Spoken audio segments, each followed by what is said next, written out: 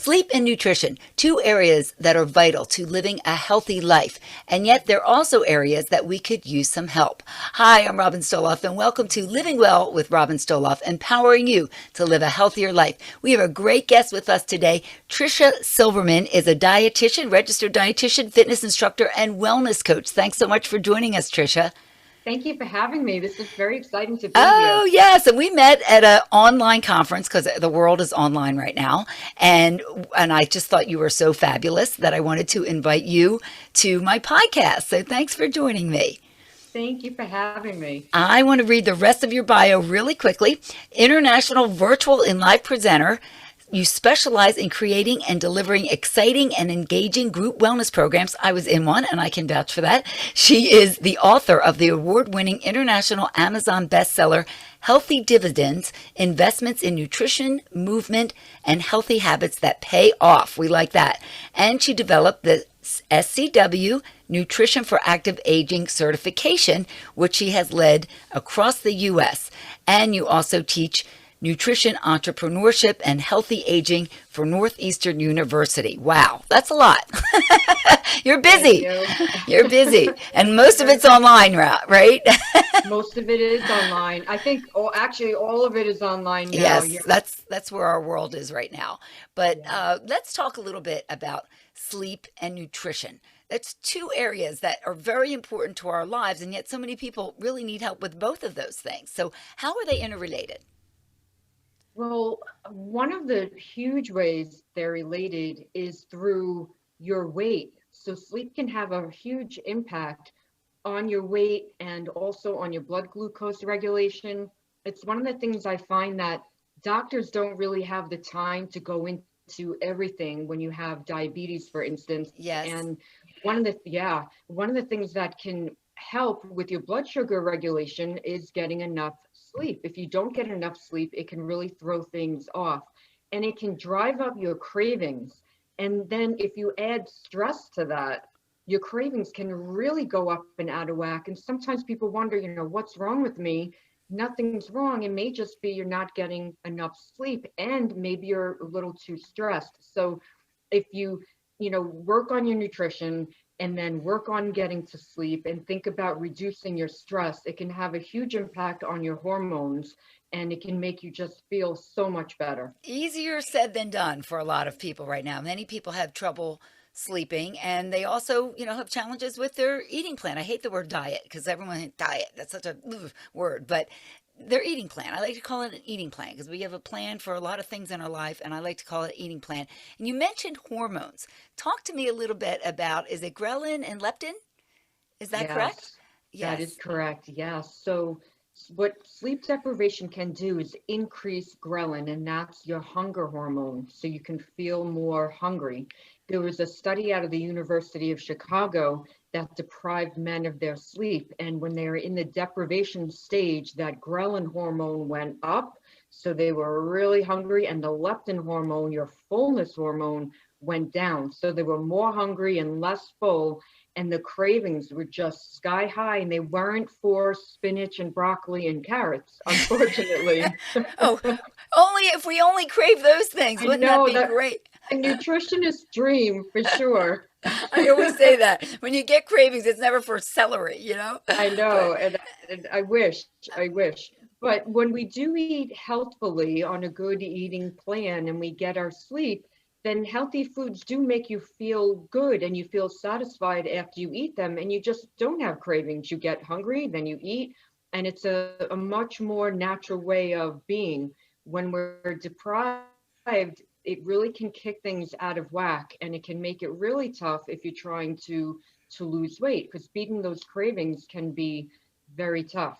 And then absolutely. what can happen too is that if it becomes a cycle and we gain weight over time, we're not getting enough sleep. Obesity is associated with sleep apnea, also known as sleep disordered breathing. And once we get into that, that can be a vicious cycle where now we're overweight, we can't lose weight, then the cravings go up because that ghrelin went up. So we're hungry, we eat, then we can't sleep, and it can be really It's a troublesome. And cycle. Yeah. it's a cycle, and it can be hard to get out of if you find that or your listener, if your listeners find that they are having trouble, and sometimes your spouse or partner can tell because you're snoring a lot, and not that snoring is always sleep apnea, but it Right. can be. And then the CPAP machine can help. And that, I don't think it's a, a life sentence to wear that, but it can get you out of this vicious cycle where you're gaining weight and craving, but the Yes. cravings can go down for A sure. lot. Yeah, my mom has one of those and it has helped her a lot. And my husband snores. He Oh, doesn't have sleep good. apnea. I just give him one of these and that usually helps. Just punch in the arm always works. It never wakes him up. It just makes him stop snoring. But and I always remember the word ghrelin because it sounds like growl because when you are hungry, your stomach is growling. So I always remember that, that's that hormone and it doesn't sound like a good, it sounds bad, ghrelin. Right. That's how I always remembered it. So are there any specific eating plans that we should go on or try to focus on any types of foods to help sleep better? The Mediterranean diet is associated with less insomnia. So that may be a really good way of thinking about eating. And it's one of the diets that lends itself to longevity. And then the foods that you eat on the Mediterranean way, that those foods help to assist with sleep. So we're talking about your vegetables and fruits and nuts and seeds. And there's so many, and beans, there's so many micronutrients in beans, nuts, and seeds that really do fuel sleep. So if you move toward a more plant-based diet, and I never tell anyone they have to become a vegetarian. I'm not a vegetarian, No. but I Mm-hmm. lean heavily plant-based because Mm-hmm. of what the research bears out. But the Mediterranean way is a really nice way of thinking. And just think of you see in the background here, for those that can see the video, I have a rainbow poster, and it's just to Mm-hmm. remind people to eat the rainbow, eat lots of different colors of fruits and vegetables. I know And you then, think about like food that's not so great for you. It's usually white. It's usually just bland. And the rainbow is all fruits, vegetables, all really great yeah, food for you.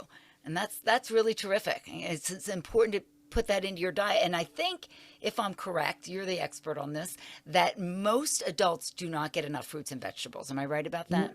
90% of the US people in the US are not getting enough vegetables. 90%. That's a lot. It's And a you can lot. sneak it into a smoothie. There's ways to sneak that. And I can't even believe that because I eat fruit and vegetables all the time. But I guess in our American diet, fast food and French fries don't count. I'm sorry, they don't count. People pick things up on the run, especially now we're getting things delivered to our house and that sort of thing. But I also found, I have to say this, during this whole COVID craziness, that I began to cook more. And I was never a great cook, but I'm a pretty basic, simple cook. I never want to cook like say that I can cook like my mother, is Italian mother, but she's also about 40 pounds overweight because she makes lots of pasta and all. So I don't want to cook like my mom, but I have learned that controlling what you eat is such a key to controlling your weight. I've actually lost weight during this because I haven't gone out to eat as much. That's probably where it gets me the most. And so when you actually can control a lot of what you eat, maybe if you start going back to work now, bring a lunch, or at least bring a lunch a few days a week. You know what's in it if you made it. And I always think that's a big key because when we go out to eat, they don't care. They want it to taste good. So they're going to throw butter and they're going to throw everything in it and give you huge portions because that's what we want. And, heck with it. We just go for it when we go out. And that could be a problem.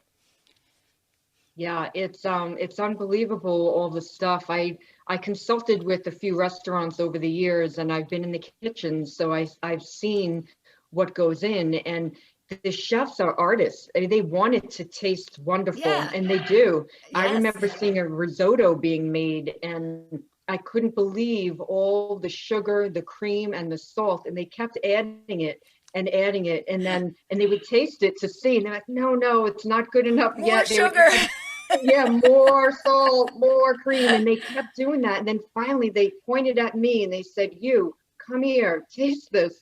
And I did. And it was the best risotto I've Oh, ever I'm had. sure. But you would never know, on the other side of the wall where all the guests were eating, they would never know how much salt and butter and cream was put into this. But it really tasted magnificent. So, Yeah, and at of course home, it did. You would never think to put that much in because it just doesn't seem right, but at the restaurants they do. So you really hit the nail on the target with just eating more. The more you can eat at home is great. And many people, the way their parents made vegetables when they were younger, turned them off of vegetables. I remember the blocks of spinach, the frozen square blocks. I Awful. know. Or the Awful. TV dinners with the little things of peaches that have tons of sugar and the syrup in there. That was not the way to eat your vegetables, right? Yeah, But it's not very definitely important, not the way. and that can, people may not think that your eating, your nutrition, and your sleep patterns actually work together, but they can. So that's really important. If you want to try to fix one, you really should be focusing on the other as well. And talk to me a little bit more about the Mediterranean diet. That's really one of my favorite ways to eat, and Yeah. I think it's a very healthy type of a diet. There's so many different ones out there, but to me, this is well rounded.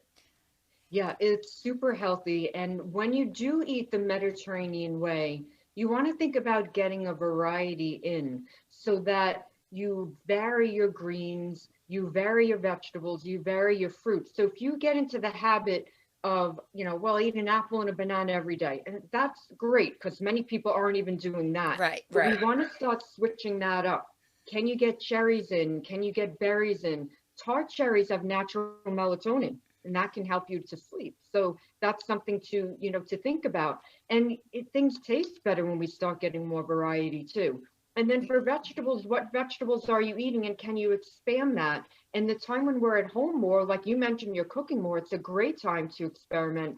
My new favorite is red cabbage. I just had some with lunch. Ah, I just We made that too. That's so Oh, did good. you? It's Oh, yeah. delicious, isn't it? It's delicious. It And is. we cook it up in different ways, but we kind of just keep it easy. Chop it up. We chop it up with the onions. We throw a few seasonings on it. You can just put like Italian seasoning Uh-huh. and then put it in your oven and roast. And it's so delicious. And then the leftovers are good. I didn't even have to heat it. It was just so good cold as It's like a good. cold salad. I made it myself. Everything's purple. Your dish is Purple. purple. Yes, I know it's pretty. It's actually a pretty vegetable, but I just made it. it I is. love it. It's I really think it's good. I great. was never a big cabbage person, but I'm trying to eat a little bit more of that as well as fermented foods. Sauerkraut and things like that. We all know Yes. that's good for the gut health, which is another topic in and of itself. But you mentioned melatonin. Do you recommend that? I don't recommend supplements. I think that it's important to work with a doctor with an MD, someone who has a specialty in sleep to really help figure out how much is right for you. The supplements in our country aren't regulated very well, and Mm-hmm. many people don't need them. When people come to me and sleep is a part of the problem, I go through and look at how they're eating. And more often than not, it's the caffeine that's the problem. And they've probably heard before, oh, cut your caffeine off at 2. Mm-hmm. And Mm-hmm. that can work for some people, but not everyone. Some people need to cut it off at 12. And when I work with people, I do this, especially if they love their coffee. Try to cut it off at 12. If they still can't sleep, try to cut it off at 10 and see how it Mm-hmm. works for a few weeks. If You're that asking doesn't a work, lot. You're asking I a lot. know, I know, but I discovered it the hard way. I had insomnia for a year when I did my dietetic internship, and I started taking over-the-counter pills at night, sleep pills at night, and then I would go to work groggy. Then I would drink caffeinated tea all day, and then I would fall asleep at night at dinner with friends, fall asleep at the movies. This went on for a year, and then I went to a health spa and this was in 1996. It was no dairy, no animal food, no salt, no sugar, no Hmm. caffeine, no alcohol, like the modern detox. Yes. And and I didn't know before I went because I saw an ad in Shape magazine that was this small that said, come to this lovely health spa. And it was the only thing I could afford on a credit card when I had no money. And and after a few days, I was sleeping like a baby. I did get a couple of headaches, but they went away. Mm-hmm. And then I realized I'm sensitive to caffeine. And many people, just any caffeine, a little bit doesn't work well with them.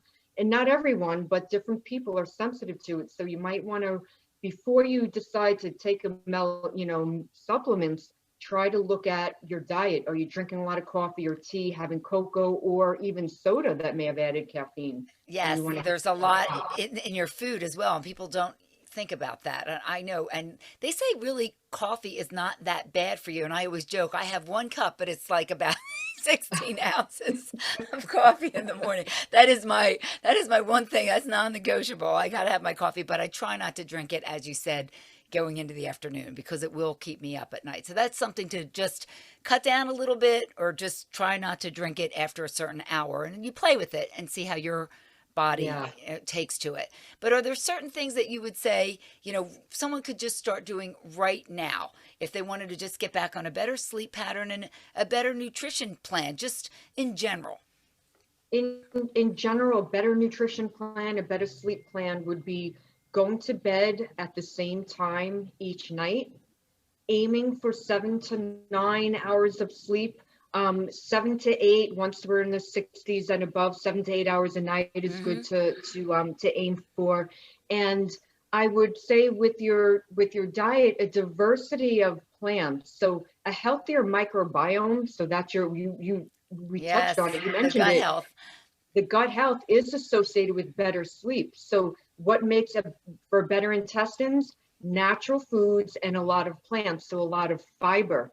And then really to decrease the additives and preservatives, the artificial colors, all the junk that you can't on the label when you look at it, if you can't read it, just don't eat it. Right. If you can't pronounce it, don't eat it. Right. Don't eat it. And yeah, that's it's so true. So make sure you comb through the labels, and then more plants, less sugar, more beans in the diet. So beans have things like copper in it, and a deficiency of copper and also deficiency of zinc is associated with not getting great sleep. So if we get things like nuts and seeds and beans, whole grains, leafy greens, then we're really getting a lot of our nutrient needs met. Do you And then recommend a multivitamin or no? I think that if someone has a really lousy diet, that could be good insurance. But I feel that if you eat from all the food groups, and I developed in my book a plate that has half your plate vegetables, a quarter of your plate whole grains or potato, a quarter of your plate protein like fish and beans, and then fruit. And I recommend 3 fruits a day to help protect your eyesight, your immune system, to help protect against cancer. And then healthy fats in your diet like nuts and seeds and avocado and extra virgin olive oil. If we incorporate all of these, you're really going to be getting in those nutrients that you need. Now, if you don't get fish, fish has an essential fat in it, your omega-3 fats. If you don't eat Yes. fish, then you want to be getting walnuts, pumpkin seeds, chia seeds, hemp seeds, flax seeds, organic canola oil. These products have omega-3s. They're plant sources of omega-3, but those are essential that some people don't know that they're essential. We need to get those in. Well, that's a good tip. So if you're not eating the fish, you should be getting them from another source.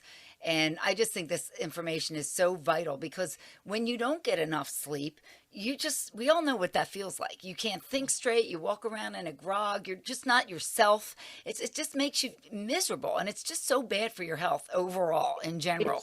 It's so bad. It's even bad for your immune system. And there's research that has found that a lack of sleep can make vaccines less effective. Now, I haven't seen anything about sleep and the COVID vaccines yet, but they've just come out.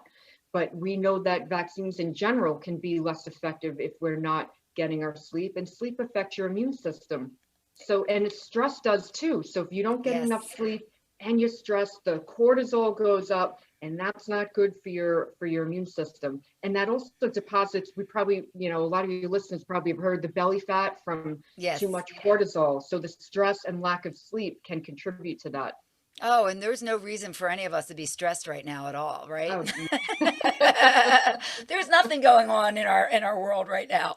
So it's a tall order, but there are some things we can do. And I talk a lot about that because I'm a big person on mental health being part of our overall health, our physical and mental health, or we're all one. That's a big thing to me. And so you really need to take steps to do some things you like to do, have some fun, Yes. take a bath, do whatever, take a nap, read a book, whatever it is, take a walk, find something that's an outlet for you, because we do have a lot of stress in our lives. And it's really, really important. And a lot of times I find with women, especially moms, they put off their own health because they're taking care of their kids. And they always say, in the air, and when you're on an airplane and that oxygen mask comes down, put it on yourself first. Because if you're not taking care of yourself and doing what you're supposed to do for you, how can you do that for other people? So you really need to make time for yourself, even if it's just carve out a half an hour a day. But everyone needs to do that, to be there for their family.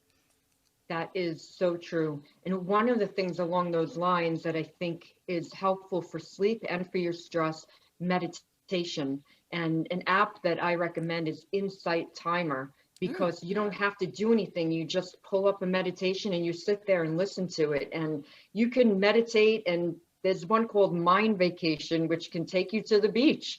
Oh, And I like that. yeah. I'd rather So that actually can be on the beach, but we live near the beach, so that's good. No, but I Great. love Yeah. that. And, when I've done things on meditation too, but people often think of it as like you're sitting on the top of a mountain cross-legged, and you can meditate at your desk in your office. You don't need to do all that. You don't have to be like a guru with long hair. It can be done anywhere. And that's really, and it's just like a mind release. It's just a great way to just let it go. You can listen to music. I mean, people do it in different ways. It's just a way to try to, unwind and de-stress. So really, really great tips. Tell us again the name of your book, Tricia. Sure. The name Oh, of my book you have it there. over here is Healthy Dividends, Investments in Nutrition, Movement, and Healthy Habits That Pay Off.